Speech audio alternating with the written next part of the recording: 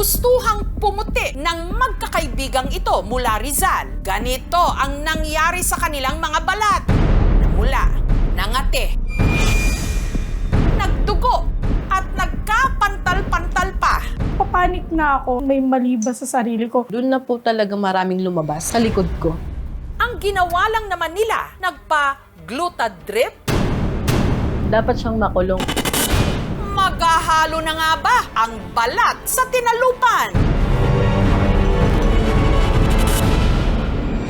Para sa mga gustong pumuti o maging maliwanag ang kanilang mga balat, naging trend ang pagpapag-glutadrip kumpara kasi sa pag-inom ng glutathione capsule o tablet na originally bitamina para sa atay na ang side effect nakakaputi ng balat. Mas mabilis di umano ang epekto sa pagpapaputi ng glutadrip. Para kasi itong dextrose na itinuturok diretso sa ugat. Si Abby, inalok na maging brand ambassador sa itinayong spa ng kaibigan niyang si Angel. Hindi nito tunay na pangalan. Sobrang flattered ako na sa dami po ng kakilala niyang mas magaganda sa amin. Bakit kami yung napili niya? Ang kapalit daw ng pagbebenta, pagpopromote at pagpopost sa social media ni Abby ng mga produkto at serbisyo ng spa, free glutadrip na pumapatak ng 1 to 4,000 pesos kada session. Agad nagpag-glutadrip si Abby itong June 25. Pero habang isinasagawa raw ang procedure, Namamanhid po yung aking kamay. ilang sandali pa, si Abby biglang nahilo. Inaantok ka, no? Pero ang totoo po is nahihilo talaga ako. Laking gulat na lang daw ni Abby nang kinabukasan. Ito ang bumungad sa kanya. Ang kanyang hita nagkaroon ng mga pulang marka o spots. Siyempre po, in denial po ako that time. So bumili po ako ng cream para sa mga kati-kati. Wala pong nangyayari. Hanggang ang mga pulang marka kumalat pa sa buo niyang katawan. Sa bandang area ko po dito sa may likod, sobrang dami pa rin po niya. As in, wala pong mapaglagyan. Papanik na ako, may mali ba sa sarili ko. Pero nag-alangan daw muna si Abby na magreklamo. Ayokong makasira ng business po. Hanggang dumating ang schedule ng ikalawa niyang glutadrip session. Pagdating sa spa, nakasabay niya ang mga kaibigan din niyang sina Laika, Eliz at Marimar. Pero laking gulat ni Abby na makalipas ang 2 linggo, nabalitaan niya na ang kanyang mga kaibigan, katulad niya, nagkapantal-pantal din matapos sumailalim sa libreng glutadrip ni Angel. Si Laika, kahit makinis na at maputi, tinanggap pa rin ang alok na libreng glutadrip session, kapalit lang ng pagpo-post. Hinahabol ko po kasi yung benefits like L-carnitine po, pampapayat. Kasi medyo tumataba nga po ako dahil nanganak na din po kasi ako.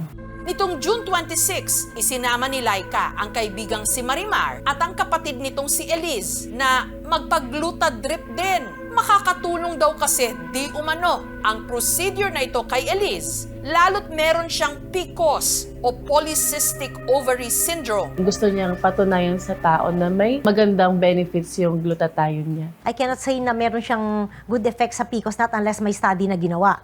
Sa simula pa lang daw ng procedure, meron na silang napansin. Hindi po sila sigurado kung saan nahanapin. Hinayaan ko na lang po din kasi libre na nga lang. Nakaramdam po ako dito ng pangangapal at pangangati. Sabi nila, normal lang daw yon kasi pumapasok daw po kasi yung gamot, tsaka vitamins naman daw po yun. Pagkatapos nilang maturukan ng gamot sa ikalawang glutadrip session, Doon na po talaga maraming lumabas sa likod ko. Hanggang sa leeg ko, lumalabas na po siya. bagay na siya ring nangyari kay Abby. Sabi ko, same kami. Hanggang nagdesisyon na sina Abby na ipaalam sa kaibigang si Angel ang nangyari sa kanila. Bigla na po siyang nag-alburuto. Bakit parang pinapamukha mo sa amin na hindi namin kayang gastusin yung sarili namin? Naghahabol kami ng pera sa kanya. Sina Abby at Laika minabuti ng magpakonsulta sa kanilang mga dermatologist. At ayon sa doktor na sumuri kay Laika, parang na-overdose po. Niresetahan naman po ako.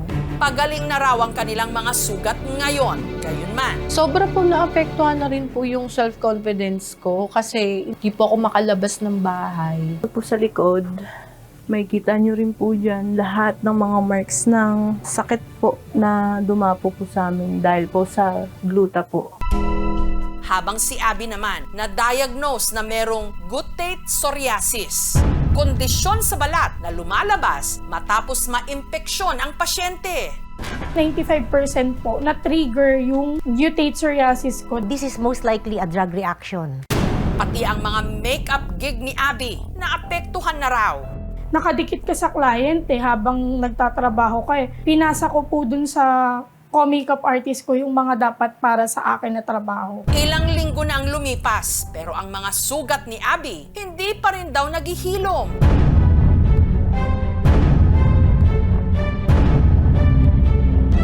Ang dati niyang makinis na mukha, pinigyawat na rin daw. Ang sinapit ni Abby sa spa ng kaibigan, ipinost niya sa Facebook. Pero sa halip na makipag-areglo, di umano si Angel kung ano-ano pa raw ang ipinaratang sa kanila. May herpes ka, may STD ka. Sino ka para sabihin yun sa amin? Sa pag-iimbestiga ng aming team, napag-alaman namin na ang gamot na itinurok sa mga biktima na talamak ang bentahan online, hindi pala aprobado ng FDA o ng Food and Drug Administration. Ang tanging aprobado lang po namin ng glutathione ay yung intravenous na adjunct treatment for cisplatin chemotherapy. Other than that po, wala po kaming approved. And if this being advertised as a skin lightening, wala pa po kaming ina-aprobahan na gano'n. Glutathione is really, really beneficial to the body. In fact, we alone, we produce glutathione naturally. Yun nga lang kapag tayo tumatanda, bumabagsak yung glutathione levels natin. Yun nga lang, this is being abused as a skin whitener. Because in very high doses, the side effect of glutathione is whitening. But it can also improve the quality of the skin. Bago ka mag-undergo ng IV glutathione, it's very important to have a skin testing because we also see patients who are allergic to the glutathione. Dapat ini-inject ito ng very, very slow. Ang administrative penalty po na katapat ng unregistered product ay nagkakalaga mula 10,000 pesos hanggang 500,000 pesos po. Pero ang pamunuan ng kumpanya, tahasang itinanggi ang mga paratang sa kanilang produkto. Sinadya rin ng aming team ang spa ni Angel para makuha ang kanyang panig. Pero ayon sa humarap sa aming staff, wala raw ngayon si Angel sa Pilipinas. Nakausap siya ng aming team sa telepono pero hindi pa raw siya handang magbigay ng pahayag. Samantala, sina Abby at Laika formal nang nagsampa ng reklamo laban sa kanilang kaibigan.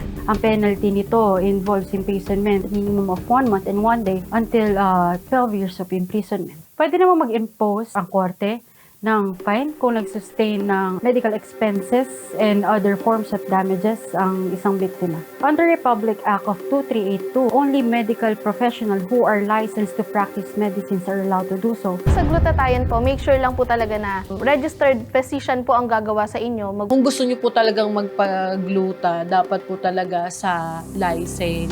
Nagsisisi ako na naniwala ako sa kanya. Baliktaran po pala yung mangyayari. Dapat siyang makulong kasi kung hindi siya makukulong at magawa niya yun sa iba, kawawa naman yung iba. Matatandaang nito lang Pebrero, muling naglabas ang DOH o ang Department of Health ng paalala na hindi nito sinusuportahan ang paggamit ng glutathione para pampaputi ng balat. Ayon naman sa FDA, in black and white ang mga injectable glutathione para pampaputi may panganib na magdala ng toxic effect o lason sa kidney, liver at sa ating nervous system. Sa mga ayaw pa ring paawat sa kabila ng babala ng mga otoridad, mabuting kumonsulta sa inyong mga doktor bago uminom o magpaturok ng kung ano-anong pinapaniwalaang pampaputi. Maliwanag?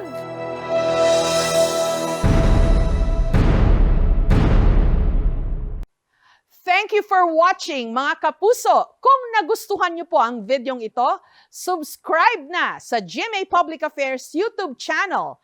And don't forget to hit the bell button for our latest updates.